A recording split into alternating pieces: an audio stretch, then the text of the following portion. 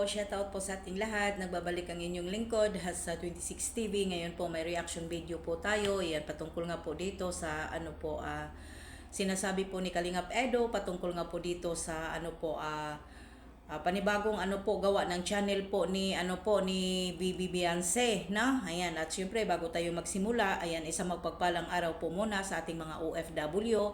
Naway mag-ingat po tayong lahat, ayan po, naway ay ligtas tayong makauwi sa ating bansang sinilangan. Okay, shoutout po muna sa Kalingap, shoutout din po kay Kuya Val, shoutout po sa Team Guapa, shoutout po sa Jungkar.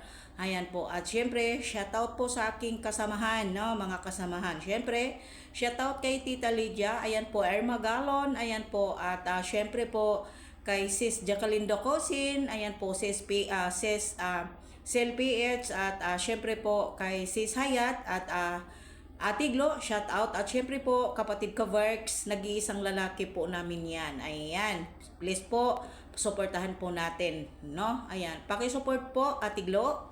At Hasa 26 TV, Sel PH, dalawa ang channel po ni Sel PH, ha? At syempre po, Hayat Samoras at kapatid ka Works, na? At syempre po, sa mga sponsor na nagmamahal po sa aming dalaga na si Beyonce, shout out po sa inyong lahat, no? Ngayon, konti lang po ito, at syempre po ay hindi ito maaba nga video, parang 7 minutes lang po ito. Naway pakinggan, naway intindihin bago po tayo mag-comment. At syempre po, unawain at intindihin po natin ang sinasabi ni Kalingap Edo.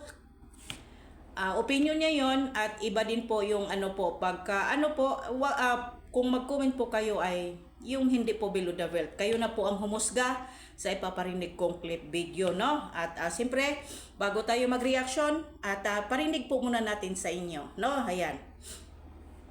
At yung mga naman, wag na yung supporter ng Kalingap, wag pong wag lang maglipa, wag na arasilip at kasi baka matrigger na naman kayo, baka bigay na naman kayo ng masamang komento. At sana naman yung mga bashing naman sa atin. Ayan. At yung mga naman, wag na yung supporter ng Kalingap, wag pong wag lang maglipa, wag na arasilip at kasi baka matrigger na naman kayo, baka bigay na naman kayo ng masamang komento. At sana naman yung mga bashing naman sa atin dito na pumupunta. Ayan, at yung yung channel daw po ni ni Beyonce, wag daw pong panoorin, wag daw puntahan. Yan po ang sabi ni Kalingap Edo, at para daw hindi po matrigger yung mga tama din naman po. Tama din mo pong sinasabi ni Kalingap Edo na kung talagang solid supporters daw kayo ng Kalingap or solid supporters kayo sa kanya, para hindi daw po magkasagutan at matrigger po, at wag na daw pong pumunta doon sa channel ni Beyonce, wag panoorin, wag suportahan para hindi po matrigger. Para sa akin na naman po, Kalingap Edo, ay bakit naman po na ganun ang sinasabi mo? 'Di ba? Ay hindi na pwede tayong magsalitang pwede tayong magsabi na nasa inyo na po. Tama po ba ako, mali?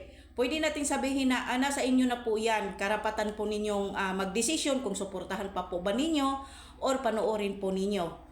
Hindi po sa akin, hindi ako just my opinion, sinasabi din po yan ni Kalingap Edo sa kanyang panoorin po natin ulit para maintindihan. At yung mga naman, wag na yung supporter ng Kalingap, wag pong wag lang maglipa, wag na arasilip at kasi baka matrigger na naman kayo, baka bigay na naman kayo ng masamang komento. At sana naman yung mga bashing naman sa atin dito na pumupunta. Ayan, no? Ayan po. Para sa akin, hindi po kailangan sabihin yon. Kumbaga po, hindi naman kailangan, bang mga supporters na nanonood, mga bobo at mga tanga ba? May mga naman sila, may mga isip naman po sila, Kalingap Edo. Ang sabihin lang po natin ay nasa inyo na po yan. Kung susuportahan ninyo o hindi, kasi po siyempre po may mga kanya-kanya po tayong opinion. May mga kanya-kanya po tayong isip. Yan. At siyempre, nasa inyo na yan. Kung suportahan ninyo or Pero yung sasabihin mo, hindi ako sang-ayon na sasabihin mo na wag nang wag nang puntahan, wag nang panoorin. 'Di ba? Wag panoorin.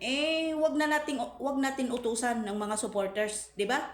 Alam naman nila ngayon pa nga lang, alam na nila binababoy na nga nila si Beyonce. Alam na nila yan, Kalingap Edo, pero yung magsasalita ka na wag panoorin at nagulat ka pa na nagkaroon ng channel.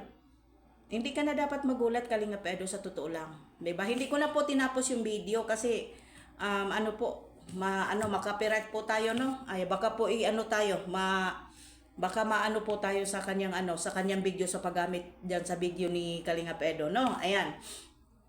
Hindi po nasa atin naman po kung suportahan natin o hindi, pero kailangan hindi natin kailangan dikdikin ng isang tao na wag ninyong panoorin, wag ninyong suportahan, wag ninyong puntahan.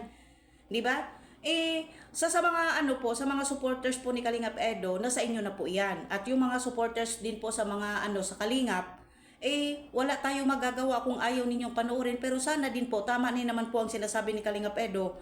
Kung galit kayo sa kanya, wag na ninyong panoorin at wag na ninyong puntahan yung kanyang channel ni Biancy kasi para hindi po